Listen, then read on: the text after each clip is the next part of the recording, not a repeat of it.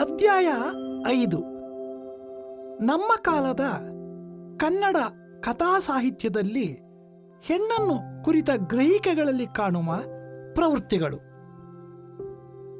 ಸಾಹಿತ್ಯವು ಸಮಾಜವನ್ನು ಪ್ರತಿಬಿಂಬಿಸುತ್ತದೆ ಎಂಬ ಮಾತಿದೆ.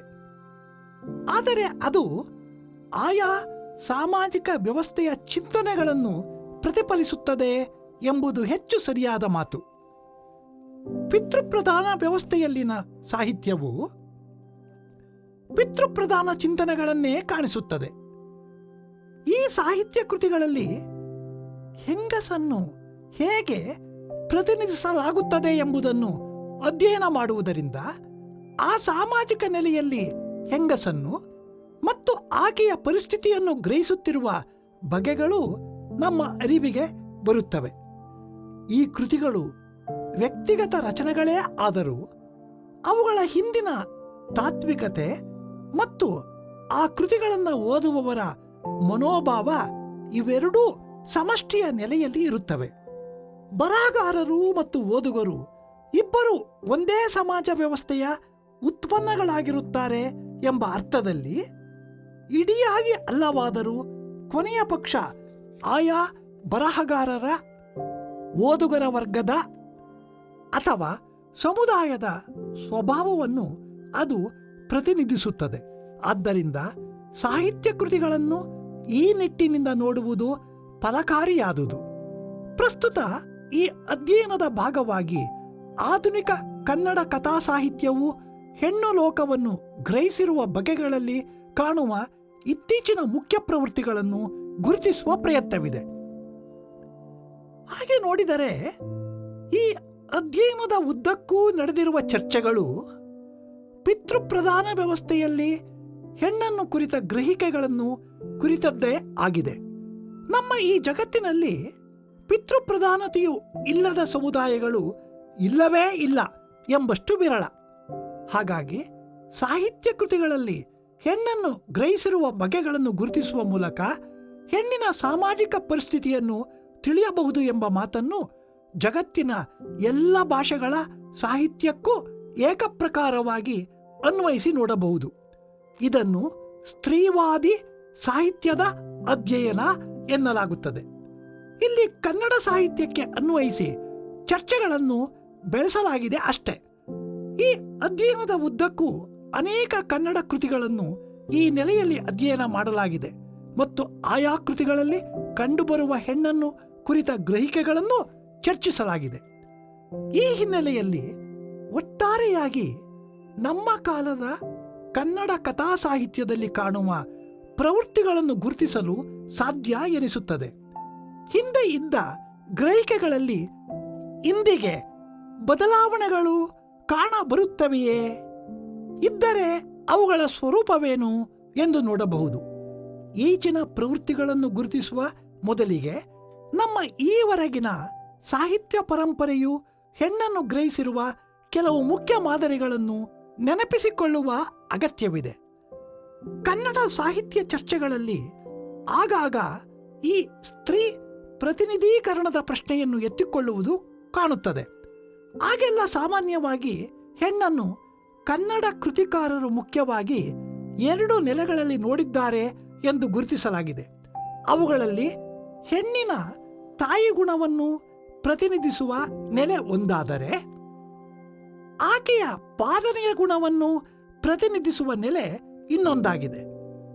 ಮೇಲುನೋಟಕ್ಕೆ ಇವೆರಡೂ ಒಂದೇ ಎಂಬಂತೆ ತೋರುತ್ತದೆ. ತಾಯಿಯಾದವಳೇ ಪೊರೆಯುವವಳು ಎಂದು ಪರಿಗಣಿಸಿದರೆ ಹೆಣ್ಣಿನ ಈ 2 ನೆಲೆಗಳಲ್ಲಿ ವ್ಯತ್ಯಾಸ ಇರುವುದಿಲ್ಲ. ಆದರೆ ಪೊರೆಯುವಿಕೆ ಎಂಬುದು ಮತ್ತೊಂದು ನೆಲೆಯ ವಾಸ್ತವವನ್ನು ಸೂಚಿಸಲು ಸಾಧ್ಯ. ಅದರಂತೆ ಎಲ್ಲರನ್ನೂ ಸಂಕಷ್ಟಗಳಿಂದ ಪಾರು ಮಾಡುವವಳು ಎಂಬ ಅರ್ಥ ಮುಖ್ಯವಾಗುತ್ತದೆ. ಆಗ ಈ ಗುಣವನ್ನು ತೋರುವ ಅಥವಾ ಅದನ್ನು ತೋರದೇ ಇರುವ ಹೆಣ್ಣುಗಳು ಎಂಬ ಪ್ರತ್ಯೇಕ ಗುರುತುಗಳು ಆಗುತ್ತವೆ. ಅಲ್ಲಿಗೆ ಈ ಗ್ರಹಿಕೆಗಳು ಸಂಕಷ್ಟಗಳನ್ನು ಉಂಟು ಮಾಡುವ ಮತ್ತು ಅದರಿಂದ ಪಾರು ಮಾಡುವ ಎರಡೂ ಸಾಮರ್ಥ್ಯಗಳನ್ನು ಹೆಂಗಸಿಗೆ ಒಟ್ಟೊಟ್ಟಿಗೆ ಆರೋಪಿಸುತ್ತವೆ. ಕನ್ನಡ ಸಾಹಿತ್ಯದಲ್ಲಿ ಹೆಣ್ಣಿನ ಈ ಸ್ವಭಾವ ಚಿತ್ರಣ ಬೇರೆ ಬೇರೆ ಮಾದರಿಗಳಲ್ಲಿ ಮತ್ತೆ ಮತ್ತೆ ಕಾಣಿಸಿಕೊಳ್ಳುತ್ತದೆ.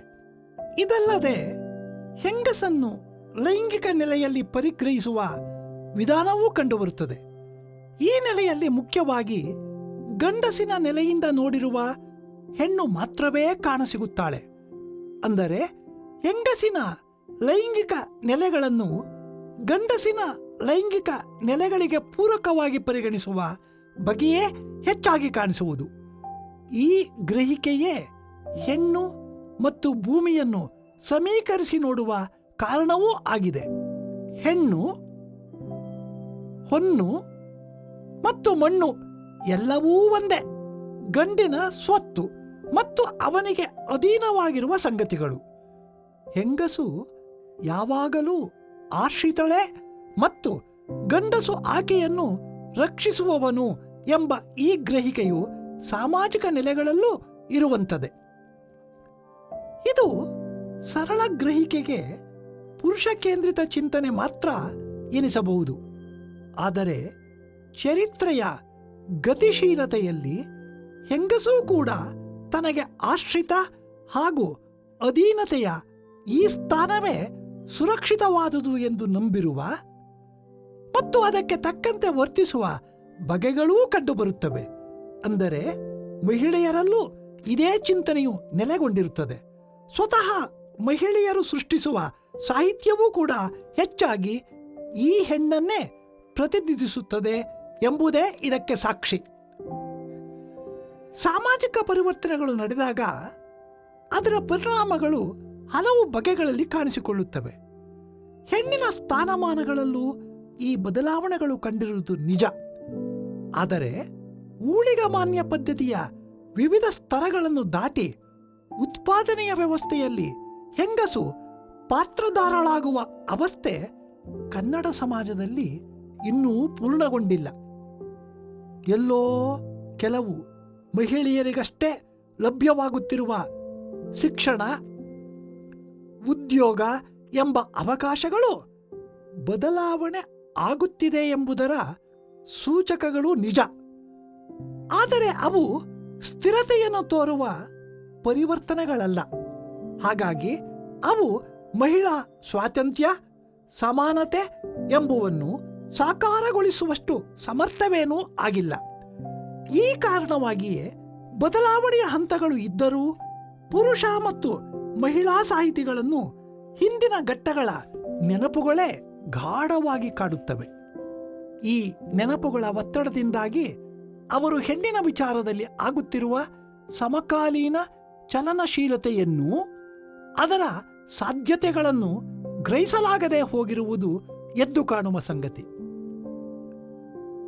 ಓದುಗರಾಗಲಿ ವಿಮರ್ಶಕರಾಗಲಿ ಈ ಸಂಗತಿಯನ್ನು ಗುರುತಿಸುತ್ತಾರೆಯೇ ಎಂಬುದು ಕೇವಲ ಪ್ರಶ್ನೆಯಾಗಿಯೇ ಉಳಿಯುತ್ತದೆ.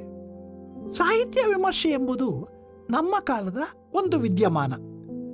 ಈ ವಿಮರ್ಶೆಯು ನಮ್ಮ ಕಾಲದ ಚಿಂತನೆಗಳನ್ನು ಯಾವುದೇ ಕಾಲದ ಅಥವಾ ದೇಶದ ಕೃತಿಗಳಲ್ಲಿ ಶೋಧಿಸುತ್ತದೆ ಎಂಬುದೇ ಹೆಚ್ಚಾಗಿ ಕಾಣುತ್ತದೆ.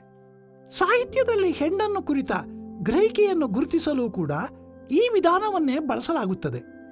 ಈ ಮಾತಿಗೆ ಉದಾಹರಣೆಯಾಗಿ ಕೃತಿಗಳಲ್ಲಿ ಕಾಣುವ ಸ್ತ್ರೀ ಸಂಬಂಧಿ ಚಿಂತನೆಗಳನ್ನು ಉಲ್ಲೇಖಿಸಿ ಅವನ್ನು ಸ್ತ್ರೀವಾದಿ ಚಿಂತನೆಗಳು ಎಂದು ಗುರುತಿಸುವುದನ್ನು ನೋಡಬಹುದು. ಆ ಕಾಲಕ್ಕೆ ಸ್ತ್ರೀವಾದಿ ಎಂಬ ಮಾತೆ ತಿಳಿದಿರಲಿಲ್ಲ ಎಂಬುದು ಇಲ್ಲಿ ಪ್ರಶ್ನೆಯಾಗುವುದಿಲ್ಲ. ಬದಲಿಗೆ ಆ ಮಾತು ಇಲ್ಲದಿದ್ದರೇನಂತೆ ಅದು ಸ್ತ್ರೀವಾದಿ ಚಿಂತನೆಯೇ ಹೌದು ಎಂದು ಸಮರ್ಥಿಸಲಾಗುತ್ತದೆ.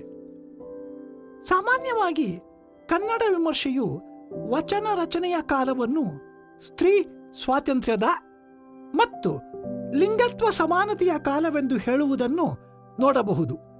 ವಚನಗಳನ್ನು ರಚಿಸಿದ ಪುರುಷರು ಹೆಣ್ಣಿನ ಪರವಾಗಿ ಮಾತಾಡಿದ್ದರೆ ಅವರು ಸ್ತ್ರೀ ಸಮಾನತೆಯ ಹರಿಕಾರರು ಎನಿಸುತ್ತಾರೆ.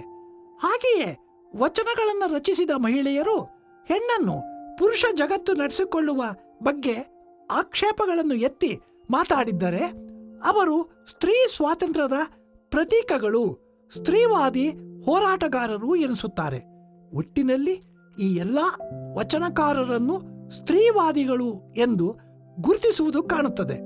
ನಮ್ಮ ವಿಮರ್ಶೆಗಳು ಅಲ್ಲಮ್ಮ, ಬಸವಣ್ಣ, ಅಕ್ಕ ಹೀಗೆ ಹಲವು ವಚನಕಾರರನ್ನು ಮೂಲ ಸ್ತ್ರೀವಾದಿಗಳು ಎಂದು ಕರೆದಿರುವುದನ್ನು ನೋಡಬಹುದು.